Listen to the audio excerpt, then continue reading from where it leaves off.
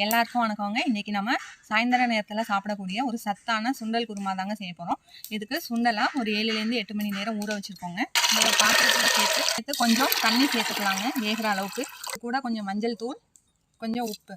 அடுப்பில் வச்சு நல்லா வேக வச்சு எடுத்துக்கலாங்க. குக்கர்னால் ஒரு 5 விசில் போல் வச்சு எடுத்துக்கோங்க. இது நல்லா வேகட்டுங்க.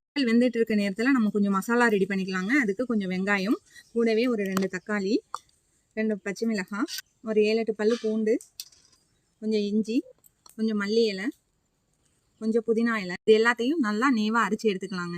சுண்டல் நல்லா வெந்து வந்துடுச்சுங்க. இதை நம்ம தண்ணியை எடுத்துட்டு 1-2 மசிச்சுக்கலாங்க. இந்த அளவுக்கு 1-2 நல்லா மசிச்சு எடுத்துக்கலாங்க. சேர்த்து சூடானதும் நம்ம அரைச்சி வச்சிருக்க வெங்காயம், தக்காளி எல்லாத்தையும் சேர்த்து நல்லா வதக்கிக்கலாங்க. இது பச்சை வாசனை போகிற வரைக்கும் நல்லா வதக்கிக்கலாங்க. பச்சை வாசனை போய் எண்ணெயெல்லாம் நல்லா திரிஞ்சு வந்துடுச்சுங்க. இந்த நேரத்தில் நம்ம மசாலா சேர்த்துக்கலாங்க. கொஞ்சம் மஞ்சள் தூள், கொஞ்சம் மிளகாய் தூள், வீட்டில் அரைச்சிருக்க சாம்பார் பொடி சேர்த்துக்கலாங்க. நீங்கள் எந்த பிராண்ட் வேணாலும் யூஸ் பண்ணிக்கலாங்க. இது எல்லாத்தையும் நல்லா கலந்துக்கலாங்க. இதெல்லாம் நல்லா கலந்தாச்சுங்க. இப்போ நம்ம சுண்டல் வேக வச்சுருக்க தண்ணி சேர்த்துக்கலாங்க.